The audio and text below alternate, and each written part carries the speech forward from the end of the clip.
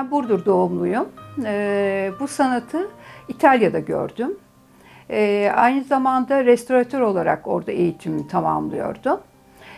Bu gördüğüm Ebru sanatını bir dükkanda yazısı vardı, Turkish Marble Paper diyerek ve gururla girdim Türk kelimesini gördüğümden. Daha sonra da oradaki kişi bu sanatı biliyor musunuz diye sorduğunda da utandığım bir andı. O yüzden Türkiye'ye döndüğüm zaman da Ebru sanatının tekniklerini, inceliklerini öğrenmeye çalıştım. 1989 yılında.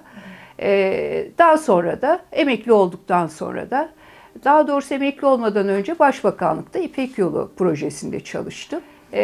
ODTÜ Restorasyon Anabilim dalında da akademik uzman olarak çalıştım. Daha sonra emekli olduktan sonra da bu geldiğiniz Ebru işliğini açtım. Burada hem kendimi ilerletmek hem de tanıtmak amacım vardı. Aynı şekilde İtalya'da gördüğüm gibi bir dükkanda yapmak istedim. Dükkan olunca da herkesin görüp burada ne yapılıyor gibi bir yaklaşımları olacak diyerek tanıtıma daha çok katkı sağladığıma inandım. O yüzden Ebru işliğini açtım. Şu anda onunla meşgulüm. Ebru'da geleneksel bir takım tekniklerimiz ve malzemelerimiz var. Bu malzemeleri doğru ve çok iyi kullanmak gerekiyor.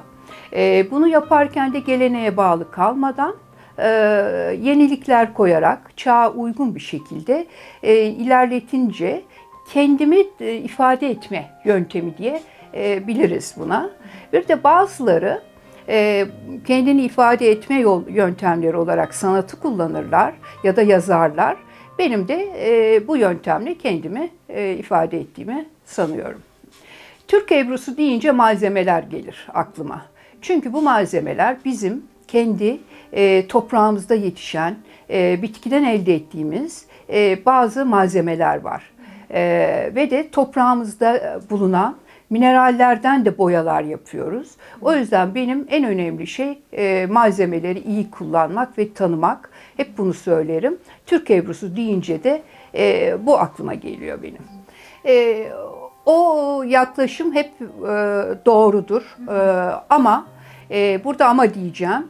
Çünkü siz o ortamı ayarlamadığınız sürece, yani o ortamı ayarlamak, öt ayarlarını yapmak, yani bir sanatın veya Ebru'nun mutfak kısmını iyi biliyorsanız, onları çok iyi bir araya getirdiyseniz o sizin elinizde birazcık da.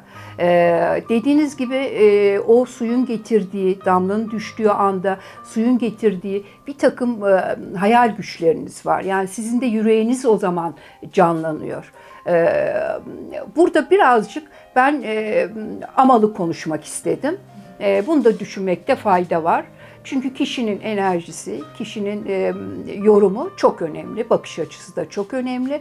Çünkü bizim o düşüncelerimiz aynen tekneye aksediyor. Ebru sanatı ilk başladığımda hobi, bir merak şeklindeydi. Sonra bunun çok yanlış ve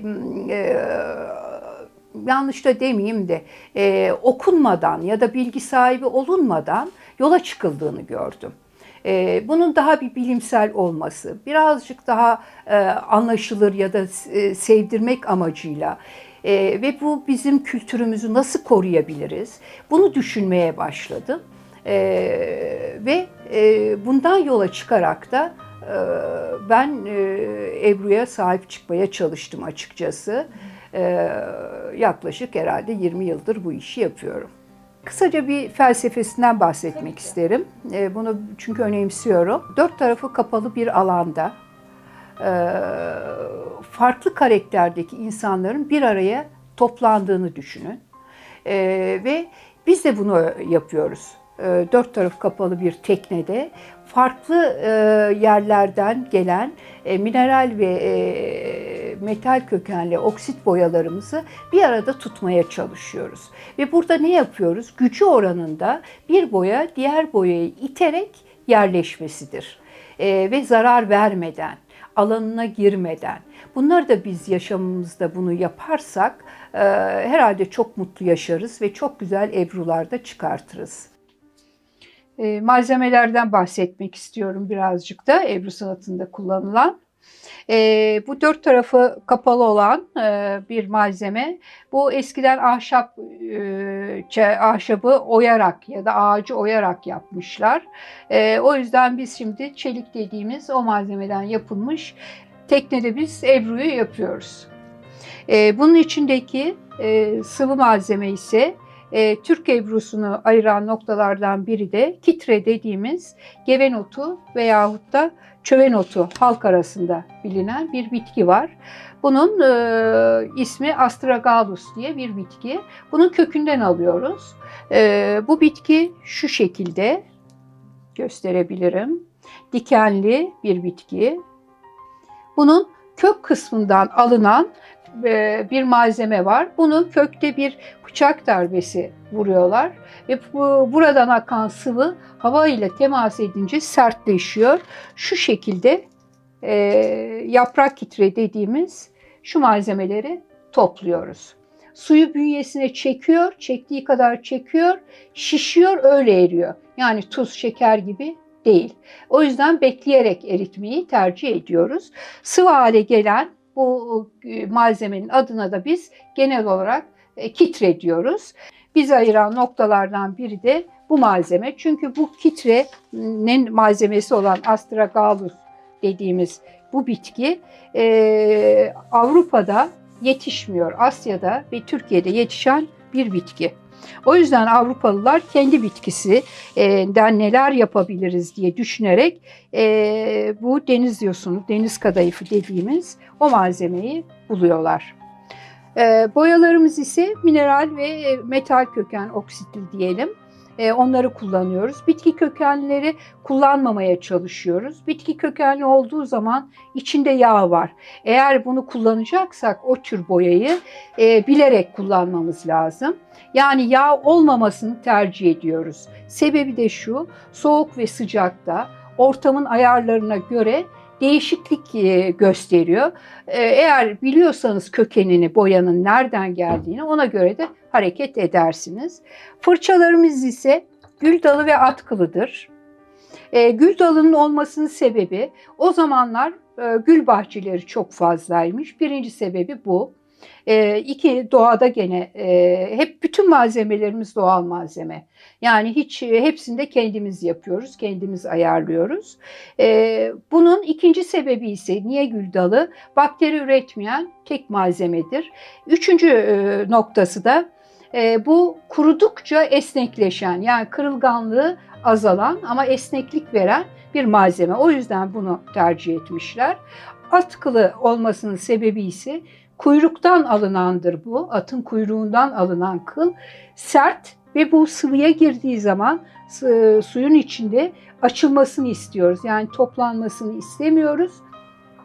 Kendi yapısında da yağ var. O yüzden de her damlanın rahatlıkla akmasını sağlıyor. O yüzden de at kılını tercih ediyoruz. Boyamızı alırken ezilmiş boyamız, su ve öt ayarını yaptım. Ama her an bunlar değişebilir. Öt dediğimizde şöyle bir malzeme vardır.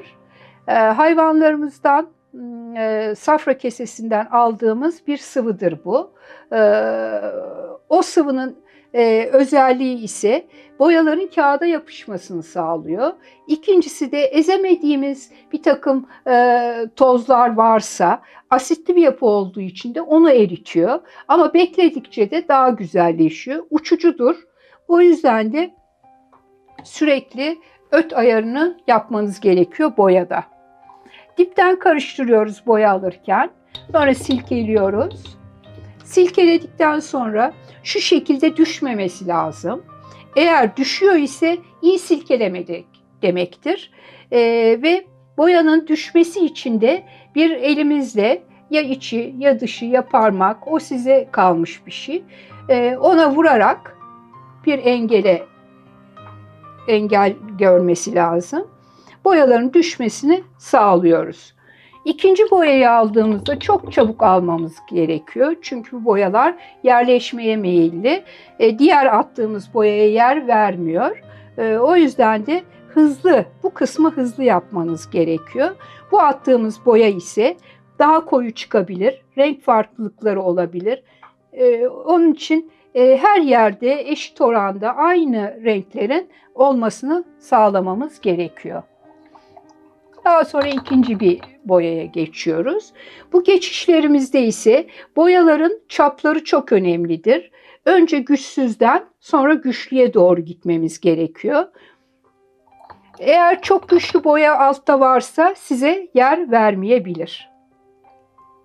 Bu ayarlar hep bizim hangisi güçlü, hangisi küçük olacağı hep öple yapmamız gereken bir ayar.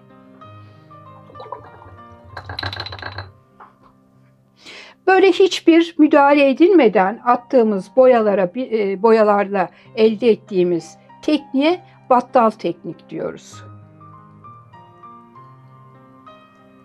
Bu tekniğin ismi battal. Eğer bız ya da biz dediğimiz metal uçlu malzemelerimiz var. Bununla düz gelip gidersek buna da gel git diyoruz. Şu şekilde.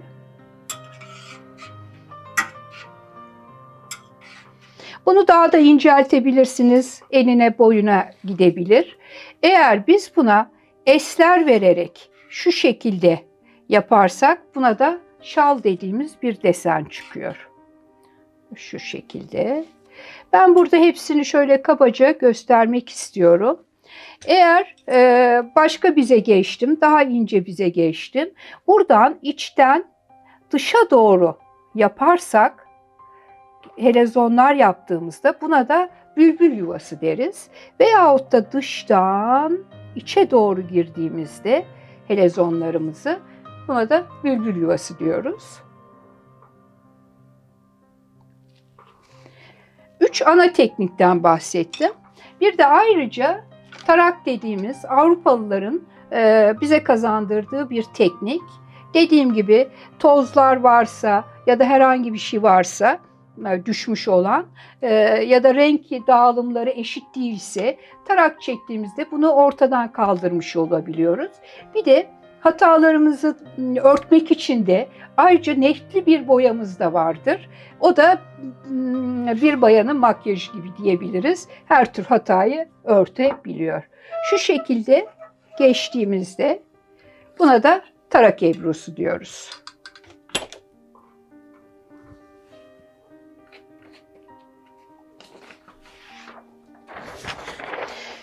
Kağıtlarımız eskiden asitsiz kağıt olmasını tercih ediyorduk. Şimdi artık kağıtlar gayet emici özelliği fazla. Sentetik olmayan yurt dışında çok karşılaşıyoruz. Yurt dışında çünkü hep kağıtlar böyle emici değil, çok sentetik. Onlar bile yok olmaya başladı. Yani şu elimizdeki kağıtlar çok kıymetli. Sentetik olanlar boyayı emmiyor, almıyor. Bu şekilde kapattığımızda sıyırarak çıkarıyoruz ve yapılan eser ortaya çıkmış oluyor.